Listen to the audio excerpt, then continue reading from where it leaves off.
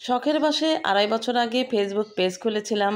অন্যদের সফলতা দেখে ভেবেছিলাম সফল হওয়া খুব একটা কঠিন না। আমিও যদি এই প্ল্যাটফর্মে এসে কাজ করি তাহলে আমিও হয়তো অল্প দিনেই সফলতা পেয়ে যাব। হ্যালো এভরিওয়ান, আসসালামু আলাইকুম। কেমন আছেন সবাই? আশা করি সবাই ভালো আছেন। আমরা তো আলহামদুলিল্লাহ ভালো আছি। তারপর যখন নিয়মিত এই প্ল্যাটফর্মে কাজ করা শুরু করে দিলাম, তখন আস্তে আস্তে বুঝতে পারলাম সফল হওয়া এতটাও সহজ নয়। এটা কিন্তু আমি হাড়ে হাড়ে ২.৫ বছরে টের পেয়ে গেছি। কিন্তু যারা আমার ভিডিও দেখেন, যারা আমার শুভাকাঙ্ক্ষী আছেন, তারা কিন্তু এটা বুঝতে একদমই নারাজ যে আমি সফল হইনি।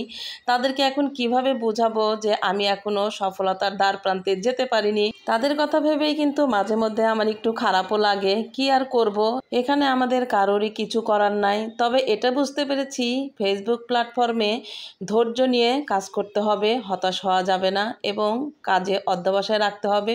এই প্ল্যাটফর্মে আসার আগে কিন্তু আমি এতটাও বুঝিনি যে এতটা পরিশ্রম করতে হবে। হয়তো ভেবেছিলাম যে একটু টুকটাক ভিডিও করে ছেড়ে দেব, হয়তো তাতেই সফলতা আসবে। কিন্তু আসলে সফলতা অতটাও সহজ নয়। তাকে ছিনিয়ে আনতে হলে যথেষ্ট পরিমাণে পরিশ্রম করতে হবে, ধৈর্য ধারণ করতে হবে। এটাই বাস্তব। যখন অন্যদের ভিডিও দেখি তখন মনটা অনেক ভালো হয়ে যায়, কাজ করার আগ্রহটা অনেক বেড়ে যায়। যখন দেখি ভিডিওতে একদমই ভিউজ হচ্ছে না, তখন মাঝে মাঝে মনটা একটু খারাপ হয়ে যায়।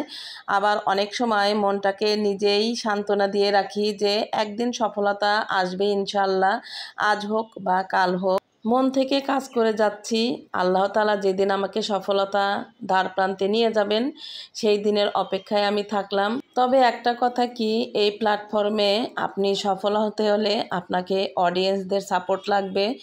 আর এই অডিয়েন্স যদি আপনাকে সাপোর্ট না করে তাহলে আপনি কখনোই সফলতার দ্বার প্রান্তে পৌঁছাতে পারবেন না।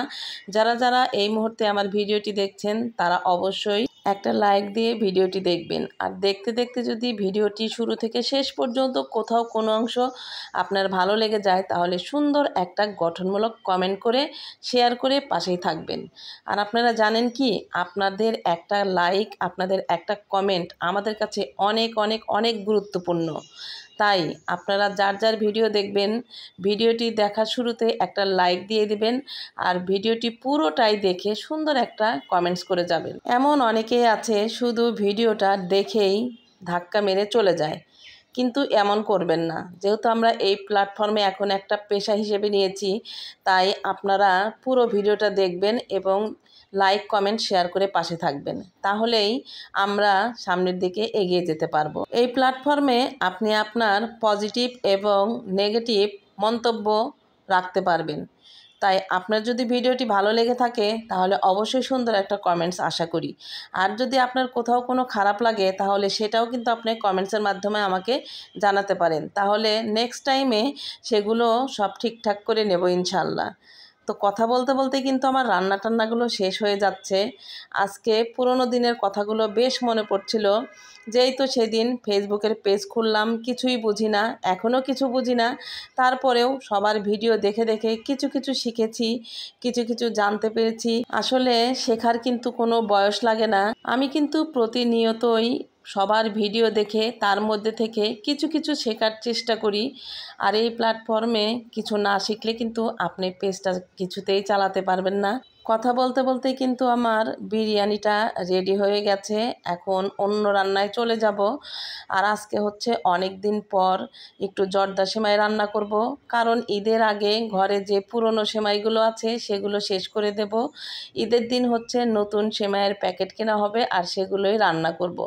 তাই ভাবলাম ফ্রিজে যেহেতু চিকন সেমাইয়ের প্যাকেটটা আছে তাহলে আজকে জর্দা সেমাইটা একটু রান্না করে নেব। তাই প্যাকেট থেকে বের করে মশলা দিয়ে ঘি দিয়ে সেমাইটাকে একটু হালকা ভেজে নিচ্ছি। যদিও এই সেমাইটা কিন্তু ভাজা, তারপরেও যেহেতু ফ্রিজে ছিল তাই একটু ঘি দিয়ে সেমাইটাকে ভেজে নিলাম। তারপর দিয়ে দিলাম পরিমাণ মতো চিনি। এখন চিনি আর সেমাইটাকে ভালোভাবে একটু নেড়ে চেড়ে নেব।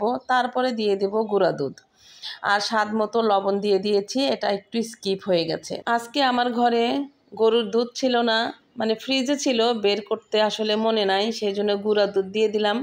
আপনারা চাইলে তরল দুধ গরম করে কিন্তু এই জর্দা সেমাইয়ের ভিতরে দিয়ে দিতে পারেন। আজকে ইফতারি রান্নাবান্না করার জন্য তাড়াতাড়ি চুলার পাড়ে চলে এসেছি, কারণ অনেক কিছুই রান্নাবাড়ি ছিল। বেশ কয়েকদিন আসলে ভাজা পুরি এগুলো সেরকম কিছু করি নাই, হালকা পাতলাই করেছি।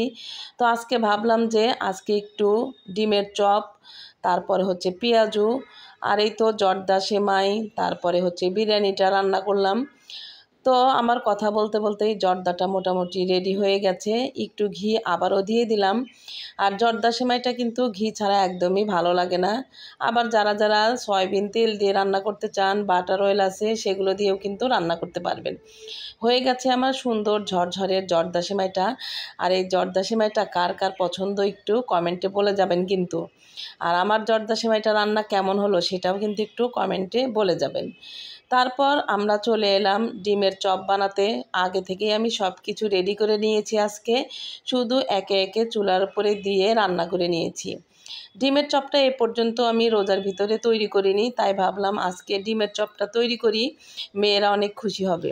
আসলে ইফতারির সময় এক হাতে রান্না করা, এক হাতে ভিডিও করা একটু পসিবল না আমার কাছে বিশেষ করে, তাই একটু একটু করে ভিডিও করে রেখেছি, সেইগুলোই আপনাদের সাথে শেয়ার করার চেষ্টা করি। যে যেখান থেকে আমার এই ভিডিওটি দেখলেন অবশ্যই লাইক কমেন্ট শেয়ার করে পাশে থাকবেন। আপনারা পাশে থাকলেই আমরা সামনের দিকে এগিয়ে যাব।